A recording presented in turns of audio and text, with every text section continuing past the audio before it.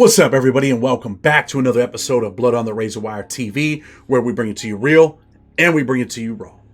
Today, we're going to get into the Aaron Pike story, a story that many people want to hear about. But it's not just the Aaron Pike story. It involves other players, Daniel Diaz, the Mexican cartel connection that Aaron ends up meeting, Gregory Patterson, the alleged killer, Jason Pike, Aaron's closest friend and confidant, really his cousin. It's also about the two victims, Richard Alessia Jr., 19 years old, and his good friend Johnny Houston, 22. But before we get into the story, if you like what we're doing over here, make sure you hit the like button, make sure you hit the subscribe button, and share this video. I think you'll enjoy it. As most of you know, I was arrested by the federal government, sentenced to 40 years, spent 18 years of my life in federal prison. But before I got there, I ended up in an immigration facility. Immigration facility?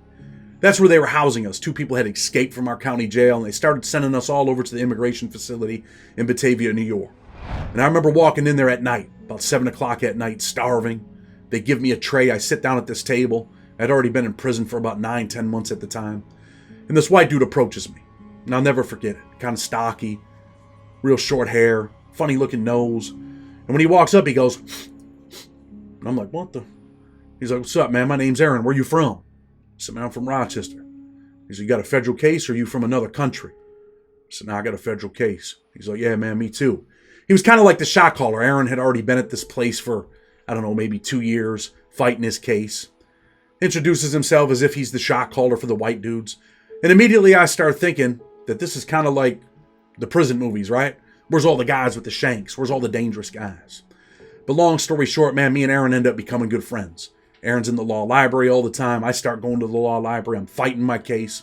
And eventually Aaron's going to try his own case. He's going to be his own lawyer. He's going to be his pro se lawyer. He starts talking to me. We start going over the law. He starts looking for a little bit of guidance from me. It's kind of like I picked up on the law a little better than him. And then he starts to tell me the story. But he would always use the word allegedly. Before he told me anything, allegedly this is what happened. Allegedly this is what's going on. So let me tell you the story. Aaron Pike, as a young man, catches a New York State felony. He ends up in Wyoming Correctional Facility, I believe it was. Wyoming Correctional Facility is in the state of New York. And while at this facility, he ends up meeting a guy named Danny Diaz. And Danny Diaz is a Mexican dude that runs with the Border Brothers. Kind of a top-notch guy. And Danny Diaz starts telling Aaron, man, like, he's the connect. Yo, I'm the plug, bro. You know, a lot of people are like, damn, man, they're looking for a plug, right? Especially a Mexican plug. And then your thoughts start swimming in your head. Damn, if he's the plug, man, when I get out, I'm about to get rich.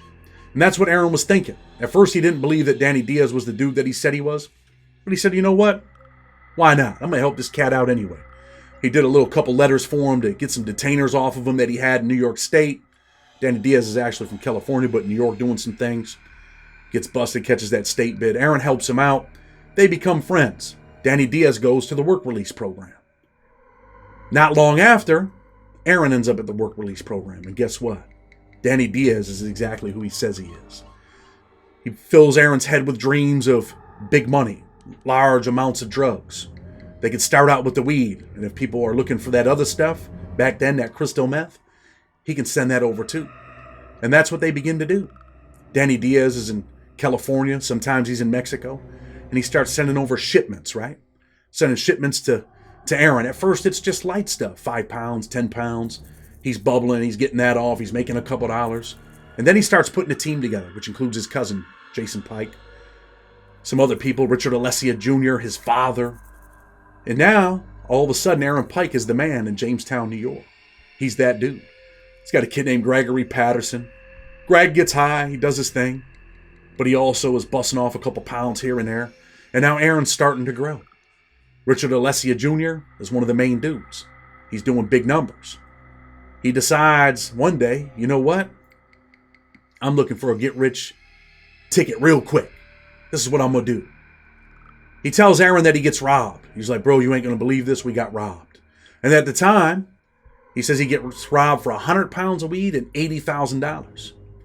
Aaron at the time doesn't have the money to cover that, right? He wants to believe Richard Alessia Jr. He wants to believe that, this isn't, this has really happened and this is my boy. We've been getting money together. He doesn't want to think about the alternative, and he doesn't think about the consequences that'll come. And eventually he says, you know what, man, you're lying, bro.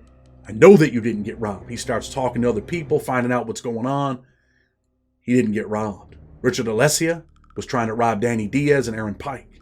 And in his mind, he thought, you know what? I could care less about this cat. I'm taking this stuff. I ain't afraid of these dudes. We're like that. We're in Jamestown, bro. And for real, to a certain extent, and Aaron had told me to say, he thought, man, I was just the average white boy, and I wasn't, bro. I wasn't going for that. I definitely wasn't going for that. They start threatening this kid, man. They start sending him messages, start threatening him. Yo, you better come up with that money. And some people in Richard's corner start saying, you know what, man, bring it on. What's up? What's popping? Bring it on. I believe his father was part of that too. Like, what's up? We're ready. Do whatever you want to do. We're ready. So now everybody wants to eat. But what does Richard Alessia Jr. do? He does the unthinkable at the time. He's 19 years old. He has 3 children, I believe 3 daughters. At 19, 3 daughters, robs these people for all this money, and doesn't think about what the other consequences are. Perhaps he thinks that today he can go to the police, and that this will all go away. Everybody will get arrested, and he'll keep everything that he's got, and he's good. Perhaps he was starting to become fearful that maybe these guys are capable of hurting me. Maybe he started to realize, like, damn, we're messing with the cartel dudes. Daniel Diaz is all the way connected. Maybe I shouldn't have robbed these cats, but it's too late now. It's far too late. And Richard Alessia Jr. shows up at the police station, and he starts to tell them all the stories. Everything that's going on. He starts to give them all the facts. Aaron Pike and Danny Diaz are running this distribution network down here. You know, we came all the way up. Large amounts of marijuana. They started sending over meth. We're busting out meth. This guy's selling this guy's selling that. And you know what? I want to help you guys, and I want to get out of this shit. But he had already reaped all the benefits. He had all the money. He had all the weed. Started selling it, spending his money carelessly. And now he was afraid. And eventually, according to court documents, Aaron Pike and Danny Diaz begin to plot. They say, you know what? We're going to do what they say in the movies. We're going to do what they do over here in Mexico. We're going to send out a hitter. We're going to kill this dude. We're going to show people, man, that you can't take our shit and think that we ain't going to do nothing. You can't think that we're not going to retaliate. We want our shit. And Richard Alessia Jr., he's starting to become fearful. And according to Pike, he hires this kid that's his friend, Houston, right? Houston comes up from North Carolina. Allegedly, Houston's supposed to be like his bodyguard. And what happens? Aaron Pike and Daniel Diaz, they rock Richard to sleep. They use Gregory Patterson. Gregory Patterson allegedly is the shooter. What happens is they get convicted. They're all convicted, sentenced already. This was in 2001. They're all the way in on their bids, man. Over 20 years in already. Appeals are over with. So we'll get into that, into the details. So Gregory Patterson, he owes Richard some money. He calls him up, says, Richard, man, I got you, bro. I got you. I'm going to pay you, man. He said, I'm going to give you a PlayStation, some video games, man. You just got to drive me out here to this other town, man, in Jerry. Take me out there, man. I got you, bro. When I get there, I'll take care of everything. But little do they know that Gregory Patterson has been hired by the opposition. This is when ops were ops back then. The opposition is Aaron Pike and Danny Diaz. So Gregory Patterson jumps in the back seat. And Richard Alessia, 19 years old, and Houston, they're thinking, man, this dude's a fiend. We don't really, man, shit. Jump in, homie. They think they're going to come all the way up. Man, this dude owes me $200, man. He's about to give me a PlayStation and 30 games. I'm about to come up on that. That was that young mind. That was that young mind. You were focused on video games. And because you're focused on video games, you might very well lose your life. Gregory Patterson jumps in the back, and they're driving down a dark, dark road. Trees are all around. The wind is whistling. And what do you think happens? You know what happens. Gregory Patterson gets them on that dark road. And they're driving down that dark road. And Gregory Patterson fires into both of their heads. Shoots them both in the back of the head. Bang, bang, bang, bang. One of the bullets actually goes through the back of the head and comes out the eye. They pull over into a ditch. They crash into a ditch. I shouldn't say pull over. They crash into a ditch. And now Gregory Patterson's in a bad position. He can't get out of the back seat. Why? There's child locks on the doors. He has to climb out of the window. But how? He has to break it. He breaks the window. And somehow he cuts himself. There's blood left at the scene. Gregory Patterson gets away. Both of these dudes are dead. It's in the news. They're found. Both dead, both gone. Houston, the bodyguard that shows up, didn't work out for him either. And some people, including his mother, say, you know what? He was an innocent victim. He wasn't a drug dealer. He wasn't a part of this. He wasn't a part of any of this. There's another faction that says, you know what? He was. Dude hired him as his bodyguard. So you come as a bodyguard and now you end up dead because you wanted to go get video games. This is the young mind. The 19 and 22-year-old mind. You know that you just robbed these dudes. You know that these dudes have threatened you. But the last person you would ever think that would take your life was Gregory Patterson. He's sitting in the back seat. To you, he's just a fiend. To you, he's a nobody. And according to court documents, Gregory Patterson was paid a measly $5,000. $5,000 to extinguish 2 lives. 2 lives. Aaron Pike's now on the run. He hooks up with Danny Diaz. They're in California. And Danny Diaz says, you know what, brother? We got to go. Let's go to Mexico. I'm going to keep you safe. Aaron goes to Mexico and he's living a recluse life. In the beginning, it was fun. He's out having a great time. He's at the strip clubs. He's doing whatever he wants. But always in the back of his mind, he knows that he's in danger. And this is the thing that we do. We always have a plan, right? We always think, nah, man, I'm all the way out the way. I got an alibi. We always think that we're smarter than them. But this is the problem. When you think that you're outsmarting people, but when you're doing wrong, it's hard to live a lie, right? It's hard to live that. You think that you outsmarted them, but at the end of the day, you really did what they say you did. It's hard to run. He's in Mexico, but after a while, he gets tired. After a while, he gets bored. After a while, he begins to run out of money.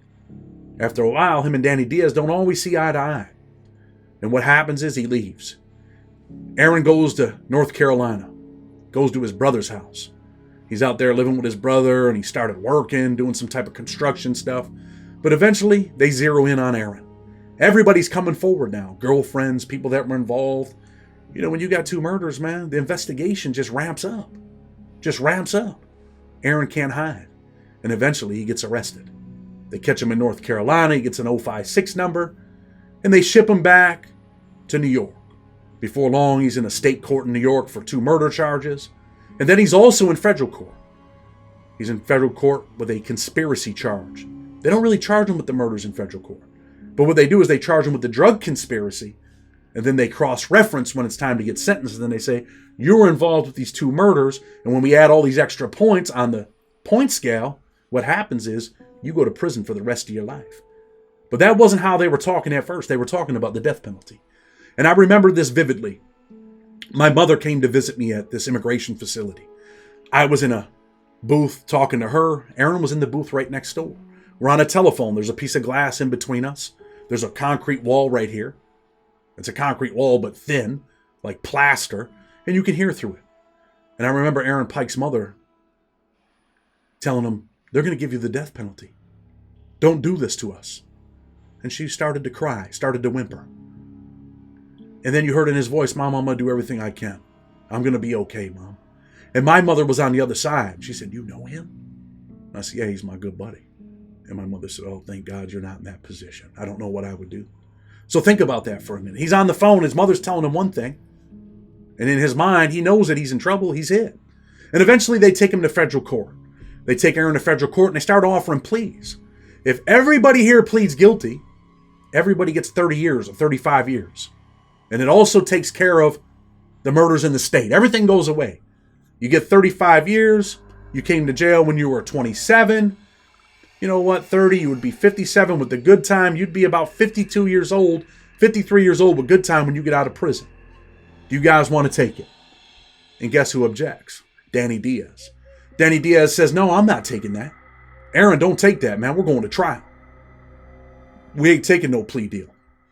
And Aaron had lived this life, right? Where he had read books in state prison, mob books and, prison movies and shot callers and, he believed in that life. He believed in that stuff. Like he looked up to Danny Diaz. In his mind, Danny Diaz was the man. He was the cartel dude. He was the shot caller for Aaron. He was the boss of bosses for him. He was the president and Aaron was the vice president. And he took orders from Danny. And eventually they're going to go to trial. And on the day of trial, Aaron's going to represent himself. Eventually, Greg Patterson, He ends up copping out. He gets 30 years. He's the killer now. Remember, he's the shooter. And he doesn't cooperate. He's the shooter. He cops out to 30 years. Aaron and Danny are sitting there. They're ready for trial. And what do you think Danny does? Danny says, you know what? I don't want this. I don't want to go to trial. I know that I'm guilty. I know that I'm going to get life. And Danny works out a deal with the government at the last minute. And Danny decides, you know what? He's going to go from shot caller to smasher. He's going to smash Aaron. He's going to get on the stand and he's going to testify against Pike. And this is how the federal system works. This is what happens. So when you're out there doing dirt, man, your right-hand man could be the next guy that's up there like, hey, sealing your fate, putting the nails in the coffin. Is that the life you want to live? So Aaron eventually he goes to trial. They take the death penalty off back then when Ashcroft was on there. No death penalty. They convince him not to prosecute for death. Because a lot of times, man, when you kill other drug dealers and stuff like that, the jury usually doesn't come back with death, so they don't always pursue it. They drop the death penalty. Aaron goes to trial. He's his own lawyer. Does a pretty good job representing himself. But I mean, and a lot of lawyers said he did. But is he really doing a good job by representing himself? Not when you get found guilty. You could have the best lawyer in the world, man, but when you're guilty, you're guilty. And that's what they did. They came back and they found Aaron guilty. And the judge hit the gavel. Boom. That's it, Aaron. I hereby sentence you to life imprisonment. Life imprisonment, Aaron. You're going to prison for the rest of your life. And the judge tells him, you could have took a different path. You were a very intelligent man. You made mistakes in your life that cost you your life. And eventually Aaron would go on to the Federal Bureau of Prisons to serve his life sentence. Gregory Patterson, he would also go on to federal prison. I was in prison with both of these kids. I was in the immigration facility with both. Greg Patterson was a wild dude. He was a drug addict in the street. And you know what? He was a drug addict in prison. But he was a tough-ass dude. Very violent. Hell of a fighter. Hit hard as a rock. I've seen him beat a couple people up, like viciously beat people up. He had anger inside, man. How old was Gregory at the time? 33 years old. You're sentenced to 30 years, Gregory. And I think they also gave him life in the state. But he ends up winning on an issue where he requested that he be present at his grand jury because in New York you can do that. And they didn't do that. So they bring him back and they re-sentence him over there. And I think they give him 30 years over there. So it's not 60, it's 30. It's together, right? It's not consecutive, it's concurrent. So Gregory Patterson has a release date. Daniel Diaz has a release date. Aaron Pike, no such thing. But Aaron would go on to prison. And in his mind, prison wasn't what he thought it would be. Federal prison wasn't this place where, everybody's a tough guy and, everybody's solid and all these white dudes stick together. Eventually, Aaron would be stabbed in federal prison. He would get himself involved in something by giving a signal in sign language, and he'd be stabbed and almost die. He almost lost his life in the halls of Big Sandy. And some people might wonder, damn, man, when you got a life sentence, would you rather be dead, Aaron? Would you rather, go into the grave than live this life of every day wondering if you're going to get out of prison? Me and Aaron were cellies. And when we were cellies, he'd show me these pictures and he would talk as if he was getting out of prison. Like, this is my girl, bro. And I'm checking around. Nice girl, nice looking girl. Spanish girl. He's like, this is my girl, bro. And it wasn't his girl for long. All girls leave, especially if you got life. And now Aaron hits me up every now and then. I tried to help him out with some stuff. But he knows that it's over. Could you imagine living the rest of your life knowing that this is it, concrete and steel, and you don't have the balls to take your life? What is it that keeps you going? What is it that keeps you pushing? A lot of people say it's hope. What does he look forward to? He used to get jobs in education. He's a smart dude, educating people. But he's educating people and he's never getting out. This is the life. See, when you go to prison, right, you see a lot of dudes like, man, I want to meet the plug. I want to meet the connect. And he did that. And then he had all these dreams of this wonderful life that he was going to live. He was going to make all this money and then it was over with. He was going to walk away, man. He was going to be like this big drug lord and it was over. And guess what? How long was his run? A year? A year and a half? A year and a half. What did he get to do in a year and a half? Buy a nice car? Eat at some nice restaurants? Go to Mexico while he was on the run? In the end, it was all for nothing. All for nothing. Consequences. Sometimes we never think about the consequences. We never think about the negatives. We always think about the positives. But sometimes when you get ready to make a decision, you should start thinking about the negatives too. And weigh them. Do you want to be like Aaron Pike, spending the rest of your life in federal prison? That's the reality, man. With respect, Blood on the Razor Wire TV. Until tomorrow, we're out.